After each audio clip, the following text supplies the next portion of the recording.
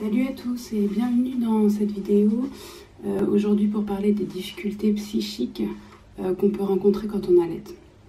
C'est une vidéo qui me tient vraiment à cœur. Je trouve que c'est vraiment quelque chose sur lequel on n'est pas suffisamment sensibilisé, mais parce que ça fait pas vraiment partie d'une préparation en fait. C'est quelque chose qu'on constate sur le tas.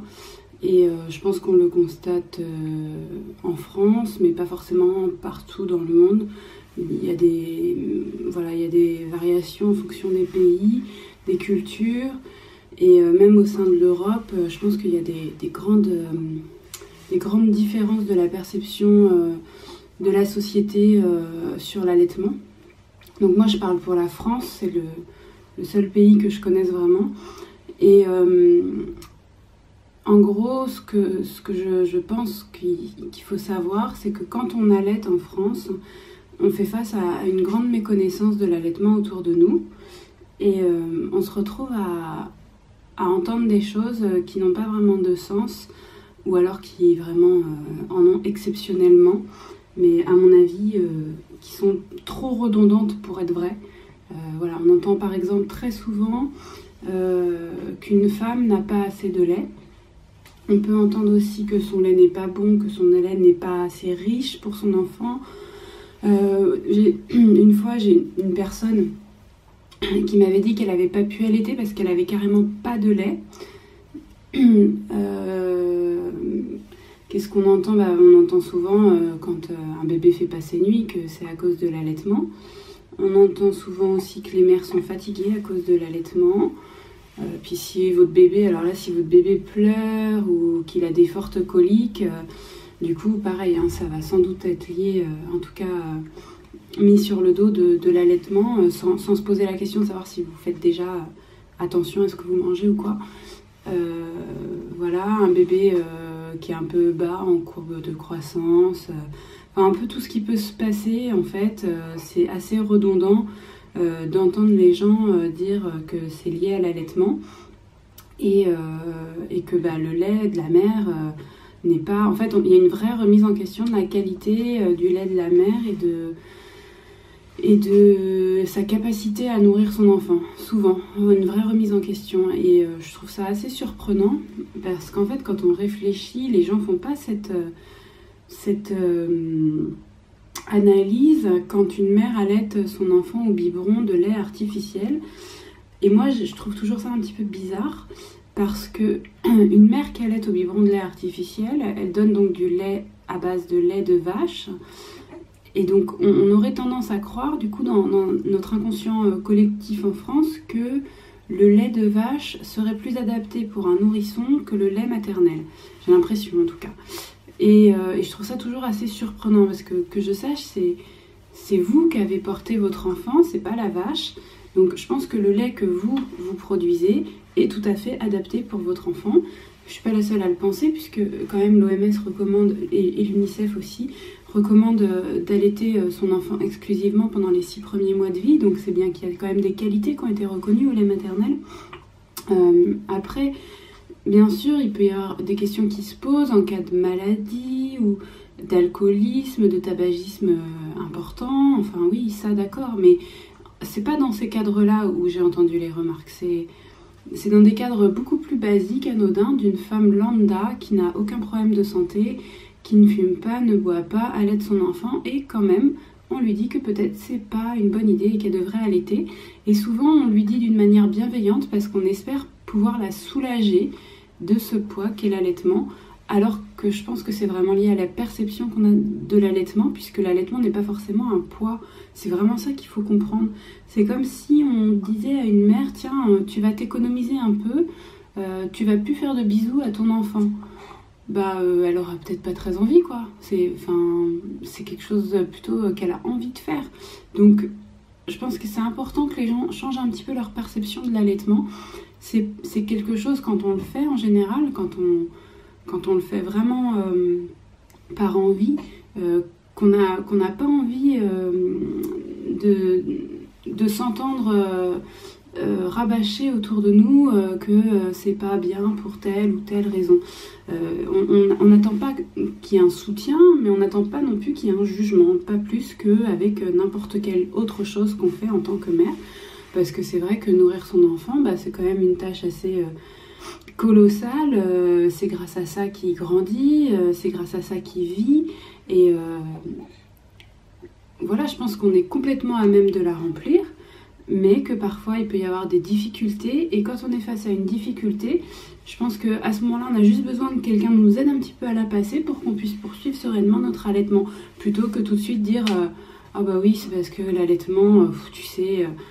c'est trop dur, arrête, passe plutôt au biberon de lait artificiel comme si c'était la solution à tous les maux, alors que pas du tout, parce que pour reprendre les exemples que j'ai cités tout à l'heure, si son enfant fait pas ses nuits et que quelqu'un nous dit oui c'est parce que t'allaites, passe au biberon de lait artificiel, et ben il se peut fort que juste c'est parce que votre enfant n'est pas prêt à faire ses nuits et qu'au lait artificiel il sera pas forcément plus prêt à faire ses nuits à partir du moment où c'est tété au sein.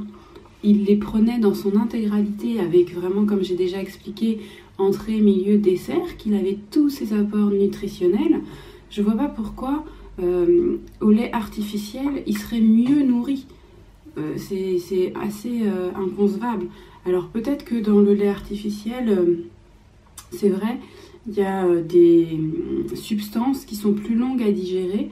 Et donc, par exemple, un bébé qui téterait vraiment très très souvent la nuit, on peut se dire qu'au lait artificiel, il tétera de manière plus espacée puisqu'il aura un temps de digestion plus long, puisque le lait maternel, ça peut se digérer quand même assez rapidement. On dit parfois jusqu'à 20 minutes, hop, le lait maternel est déjà digéré.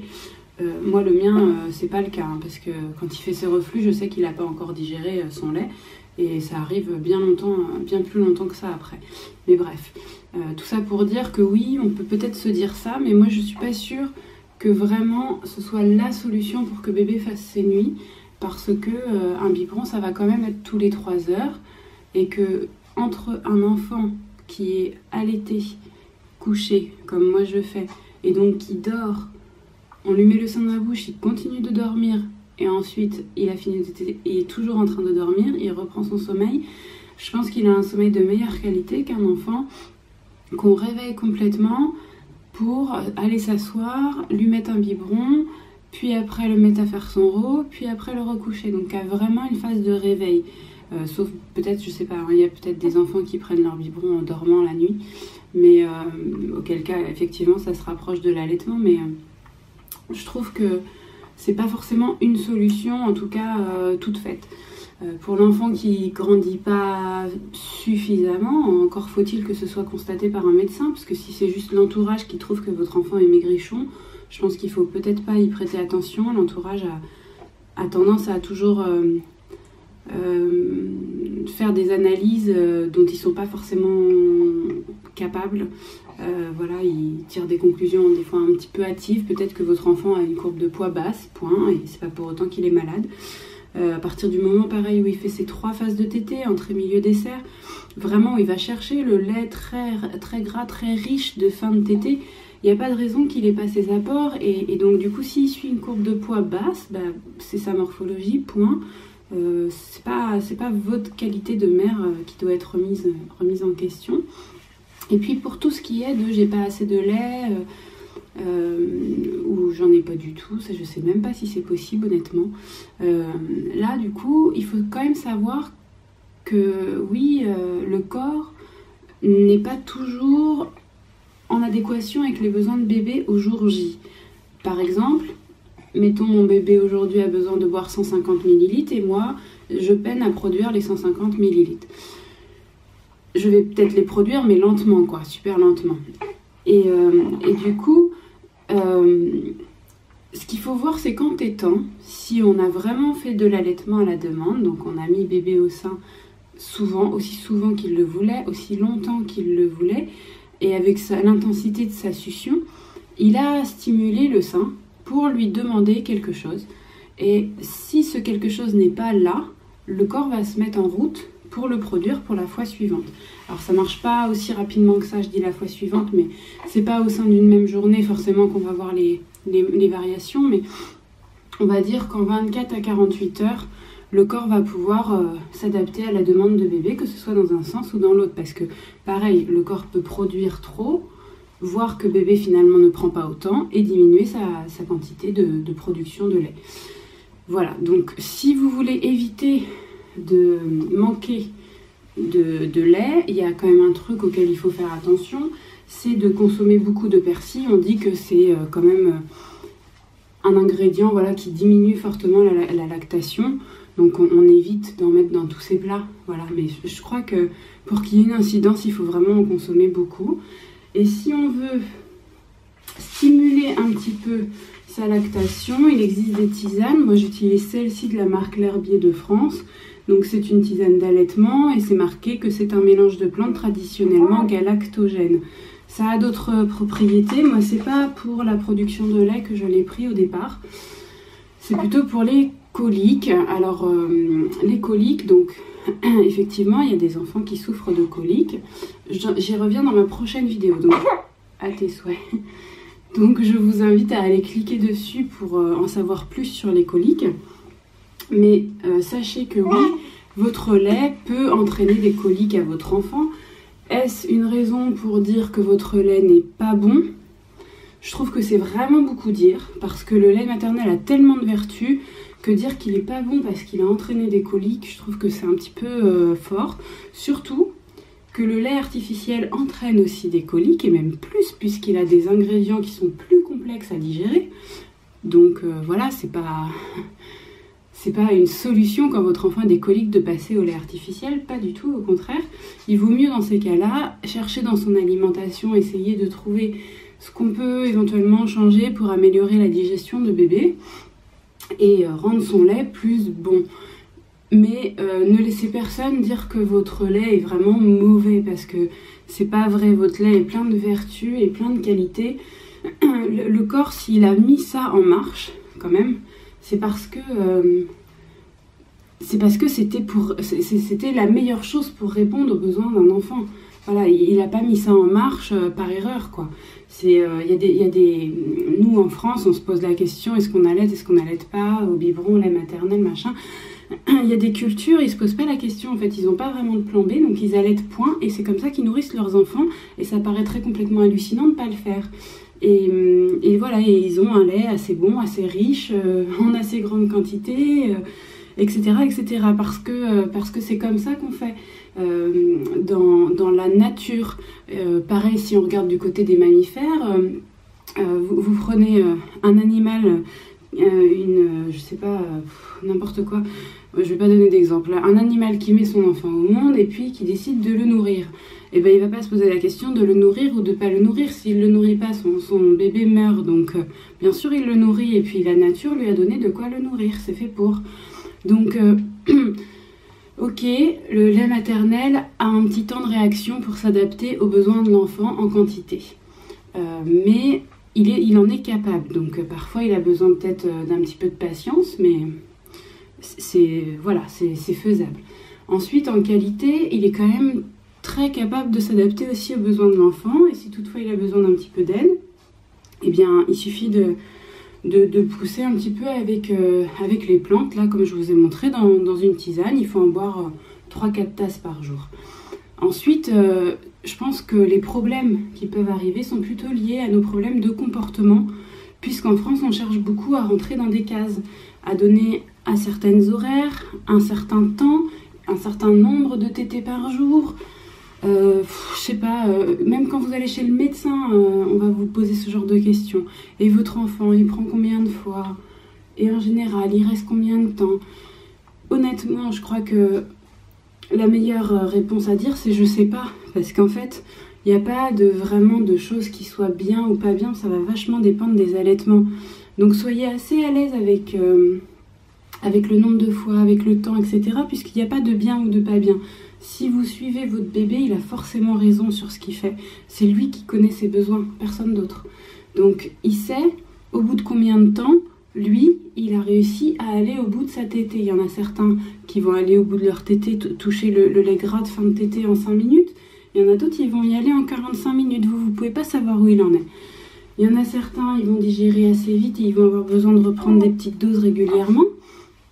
Il y en a d'autres, ils vont être capables d'attendre longtemps. Et puis même la plupart du temps, ça va chouchou? La plupart du temps, ils vont avoir surtout une grande irrégularité. Donc on va pas forcément être capable de dire vraiment à quel moment ils vont prendre. Voilà, donc il faut quand même se rassurer, je pense, de ce côté-là. Et pas laisser vraiment l'entourage vous déstabiliser. Parce que c'est dommage, je trouve, moi c'est vraiment ce qui m'embête et c'est pour ça que je voulais faire cette vidéo.